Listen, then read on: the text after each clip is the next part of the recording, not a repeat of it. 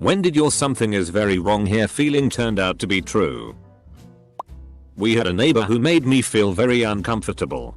One day, he leaned in the doorway of my bedroom, and I got an immediate get the FCK out of here vibe. I turned, walked under the weird loop bridge he was making with his arm, all without responding to him. He asked, "Where are you going?" My family was with his. These families had been friends for about 35 years at this point. And he knew I was alone. I was a 9-year-old boy. He was a 30-year-old man. The second I rounded the corner, I ran out of the house and rejoined the cookout. He was later convicted of molesting his son, who was about my age. And I'd already been molested once in my life by someone else. So my mind was like, dude, I can only suppress so much. Get the FCK out of here now. Double quote. Mum sat me down when I was 18. Already in tears proclaiming she had something serious to tell me. Being the sarcastic and nervous FCK I am, I turned and joked, "What? Is dad not my real dad anymore?" Double quote. Welp. Folks. Have a friend that would essentially answer a text message during sex. He was that attached to his phone. He didn't get back to me one day and I noticed his FB hadn't been updated yet. I tried hitting him up a few more times. Something didn't feel right. Told a few friends. Most wrote it off as nothing. Because this guy always seems happy. He lives like an hour away. Finally I get someone to go with me to hang out with him. Worst case, we'd say we were gonna be in the neighborhood, that's why we were hitting him up. Had we not done that, he was going to kill himself that night. We showed up and he just started crying immediately and saying that he needed help. We outright intervened in a friend's suicide. He was always so active on social media as a way to hide his depression. It chills me to this day that if maybe I don't write him and get a strange odd feeling that a friend might not be here today. Edit. A quick follow up. He's actually quite good now. He struggles still but will talk about it and allows us a bit more into his life so that we can help. He's got issues that I myself have, but would never mention it before. So now we can talk about a lot more things. But overall, he got the help he needed and lives pretty well these days. My mom and dad had this friend that I hated. I thought he was just creepy and weird, and when I'd tell them I hated him they were like, "Be nice." Blah blah blah. Turns out he molested his stepchildren, now he's in jail. I think these unconscious feelings we get are really important and can be extremely beneficial if we learn to listen to them. But we're taught from early on to ignore them and act opposite what they tell us. That's a dangerous game to play. There is such a thing as a feeling of impending doom when your body is like, yo, you are about to die. It is a real thing. I had not been feeling well. And all of a sudden I sat up and had a distinct feeling of, you are going to die soon if you don't do something. I drove myself to the ER and on the way was getting chest pains. I went in, told them, and they took me to the back. After some tests there were a lot of people around me injecting me with a lot of different stuff. Turns out I had a pulmonary embolism, blood clot in my lung, which at any second could have gone to my brain and killed me then and there. The doctors said if I had left it any longer I would have been dead. Thanks brain. Edit. I am getting a few messages about a clot going from your lung to your brain. And I guess that can't happen. I think they probably told me the clot could have either gone to my lung or brain. I was on a lot of morphine. Close bracket. The end of April. My friend and I were to meet up for drinks. He didn't show. Didn't answer his phone. Didn't respond to my texts. I knew he was dead. I got the call the next day. He died in a car crash on his way to meet me. Edit. For those who are asking why I'd immediately jump to that conclusion. He was always consistent. Always return a text quickly. Wouldn't have missed a call otherwise. It was the first nice day. He had his sporty car out. Driving too fast. 4 students of mine won the first prize for a project they did and we all got a free trip to London. We had spent the day sightseeing and were exhausted, so we got an ice cream and sat on a bench in a park to relax. A couple of minutes later I noticed this couple walk by slowly. staring at us. My spidey senses go mental. I do not like these people for some reason. She walks by and sits on the bench next to ours and he sits on the bench across from hers. They aren't talking, just looking at each other. And that is when I notice her reaching into her pockets. I jump up, grab my students and run out of the park. My poor students are confused AF and wondering WTF is wrong with me. When all of a sudden we hear screaming. Turns out she stabbed a couple walking through the park, trying to rob them. It scares the ever-loving FCK out of me knowing had I not gotten my students out of there, we would have been stabbed and robbed. Edit. After reading all the comments, I would like to say that even though that did happen to us, London is a failure destination of mine. I've been back twice since then. I just avoid parks lol. Also, thank you for the gold. Close bracket. I worked at a fast food restaurant and I got an antsy phone call from my dad telling me to come home ASAP.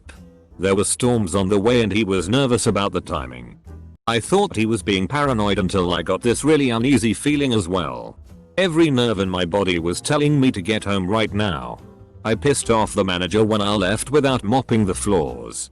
I rushed home and I had barely gotten into the door for 2 minutes before a tornado hit our house. Looking back on it, if I didn't leave when I did, I would have been driving along the road the tornado followed and I probably wouldn't be here. I got written up at work for leaving without completing my tasks, but a write-up is better than being dead. Family friend from my uncle's church was on vacation with us when I was around 11 or 12. I wanted to go for a walk in the woods. My mom said no.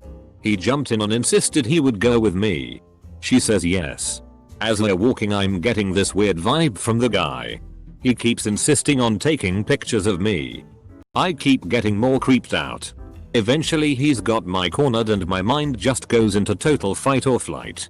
He's got his hands on my thighs and there's nowhere I can go, so I'm plotting in my head how I'll launch myself at him and gouge his eyes out.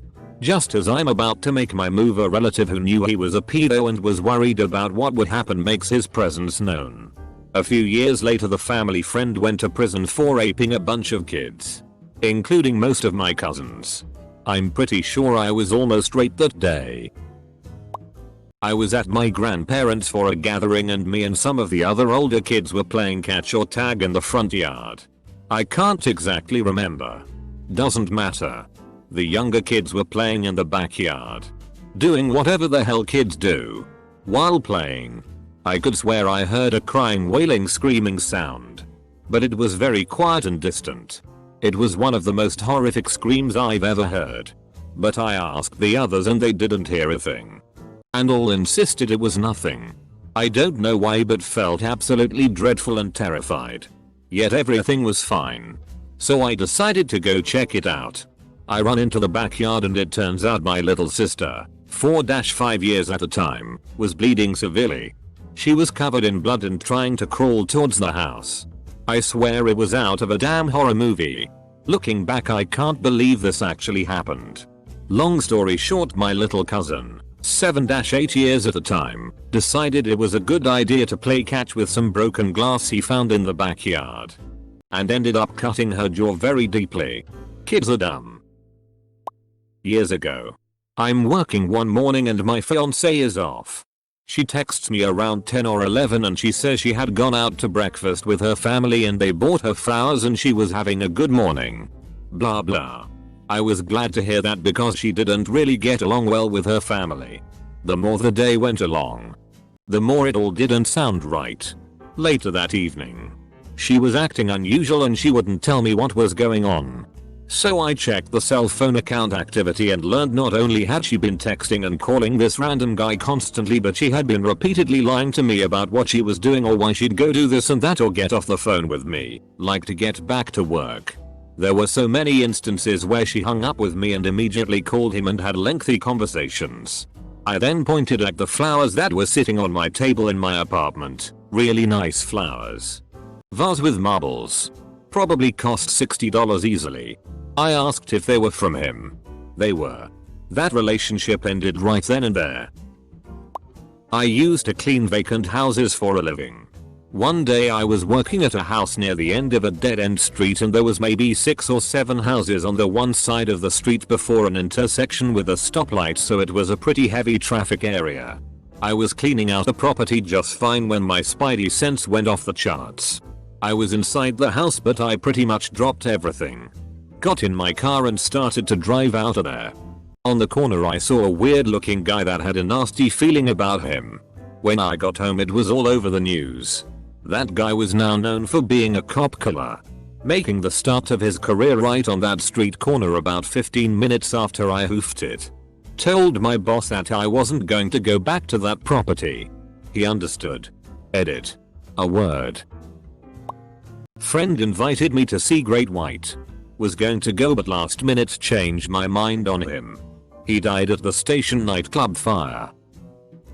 I lived in the Middle East for about 9 years. One night I was out with 3 friends of mine and we were hanging out having a smoke out on the street. 2 cars pulled up and about 6-7 grown men stepped out of the car rather aggressively right in front of us. As soon as that happened, one of the guys I was with very quickly took off and another guy leaned and grabbed my shoulder and said, "Your name is Ahmed and you're Muslim." That's when I thought to myself, something is very wrong here. Double quote. Turned out this was a group of Muslim extremists and they stood really close to us and started telling us about their brotherhood. The one guy I was with who was Muslim did most of the talking until a military truck pulled up, guns drawn, and told them to FCK off. They then said that they were just chatting and causing no problems. Military asked us if we were fine and told us to stay out of this area late at night. I still have the tea stains in my pants even though this happened 10 years ago. Edit. Amazing comments and questions by everyone in the thread. I'll do my best to answer as many as I can. Clearly up one comment that I keep getting. This happened in Lebanon and yes, this is a very rare occurrence. And I was an idiot for being in that part of town at that time of night. A few years ago I was out drinking for a friend's bachelorette party. I knew I was too drunk to drive. So I called my then boyfriend for a ride. As I was hanging up the phone, I thought to myself that I should ask him to drive his car instead of his motorcycle. But I didn't say anything. On the way home, we were sideswiped by a drunk driver in a Suburban. The front wheel of the motorcycle got caught in the wheel well and she dragged us down the street for about a block and a half. The only reason she stopped was because a cop pulled her over. She was so drunk she didn't even notice that she ran us over. To add to the trust your gut thing, my boyfriend only had one helmet, and I tried to get him to wear it. But he insisted that we weren't going anywhere until I was wearing it. My head hit the pavement pretty hard, but his didn't. If I hadn't been wearing the helmet, things would have gone much differently that night. I was like 6 years old and in the backyard of my best friend neighbor swimming in a 3-foot play pool thing. She went inside to ask for something and right as she left, a guy on a motorcycle drove down the alley and stopped. The fence was a small chain link fence, so he definitely saw me and stopped. And I could see him clearly. Like 20 years later it's still so vivid. He pulled out some gloves and put them on, which is the last thing I saw him doing as I got out and ran through their garage out the front. And inside my house next door terrified. He drove around the front down the street slowly and about 10 minutes later shot 2 kids at the park at the end of my street. One day, about 2 weeks ago, I woke up and didn't feel pregnant anymore. Just found out today that the baby has no heartbeat. I knew because my breasts didn't feel full anymore. I was crying and squeezing them trying to feel the tenderness again. Miscarried a day later. The heartbreak eventually goes away but it takes time. I am so sorry. Flowers kept disappearing from the church where I did organ practice. So, the pastor asked me to keep an eye to see if I noticed anything unusual during daily practice sessions. Mid-afternoon, after area schools got out, I noticed a boy would come into the open church on his way home to pray and listen to the organ. But then, from the mirror on the console, I saw him taking flowers from the altar area just before he left. Finally, I asked him why. Turns out he was taking them to his grandmother's grave in the cemetery adjacent to the church. With tearful eyes, He said his family couldn't afford flowers, and he wanted to do something special with the ones left over from Sunday services and bring them to her grave because his grandma had loved flowers when she was still alive. Double quote. I had a co-worker who used to go to parties in high school. Several of the parties in her senior year were at some guy's farm. She went to one and bailed right away saying it felt weird. The guy who owned the farm was Robert Picton. I used to work with a guy from Robertstown near the end of events. A lot of people in town, including the guy, would buy pig meat from Robert. They ate the pigs that ate the women. My mom called me in the middle of the day on a Sunday. I was going to ignore it and just call her back later like I tend to do. Something just didn't feel right, so I picked up. She was calling to tell me the emergency squad was working on my brother and I needed to get a hold of my dad. I was on the way to a weekend in the Cape with my girlfriend when my stepdad called me. He never calls. He hates technology. He avoids email, calling, anything other than face-to-face communication at all costs. My girlfriend didn't get the same gut feeling seeing that he was calling, so she was confused when I answered my phone while driving. My mom, who had been diagnosed with lung cancer just short of 3 years prior, was in the hospital and he calmly asked if we were available. We immediately turned the car to their home. My girlfriend kept saying we didn't know enough to get scared or to react yet. Maybe it would all be okay. Saying anything she could to keep me sane on the 3-hour car ride. Maybe she was remaining positive. Maybe she truly believed it would be okay. But I knew it was too far gone. She passed about 2 hours after I arrived. Edit. Because my girlfriend is the greatest I could ask for and has helped me through the last 10 months like nobody else could have. I can't believe people would speak the way they have on here about someone they've never met and only read one sentence about. My dad had a friend that just had such a bad vibe to him. Like even if he tried to be nice, it always came off as creepy. For fear of being prejudiced, I decide to give him a chance and stop thinking of as a creepy individual. I start talking to him as a neighbor would, and mind you, I am a 12-year-old girl. He invites me into his house one day while my parents were out and I just get a sense of uneasiness. Like death was right around the corner. I decline the offer and he says alright. I forget about it till years later I revisit the neighborhood and don't see him around. My neighbors all get weird about it. No one tells me anything until an old friend pulls me aside and tells me one of the most obvious yet unnoticed thing about him. He was a child molester. The first friend that reached out to me in high school invited me to a sleepover that became a weekly occurrence. Met her stepdad. And instantly my stomach was unsettled. He was weird. Tried too hard to seem cool, strong, useful. And stuck around us when we set up the sleeping bags in the living room and hung out. I kind of understood why he lingered the first night. But the lingering continued throughout the couple of years I stayed over. I told my mum I thought he was weird and suspicious and she told me never judge a book by its cover. One day I found out that she had been continuously molested by him for years and had told her to bring friends over so he didn't molest her. Her mother admitted it was so he could groom the friends. He was physically aggressive with me one day and I never went back. Took a month or so, but I couldn't take it and gathered as much evidence that I could. Things that used to mean nothing were suddenly glaringly obvious that something was wrong, and went to police. I was something I never really wanted to be true. But it had happened before. Same sort of something is very wrong here situation has happened to me a few other times with similar or same results, and I just knew that I couldn't be wrong, but I did question myself along the way. My father started publicly dating a woman shortly after my mother died. I later learned she's likely the woman he'd been having an affair with before she died. I liked her. One evening my father took me to one side and asked how I'd feel about him asking her to marry him. I got an awful feeling in the pit of my stomach and felt nauseated.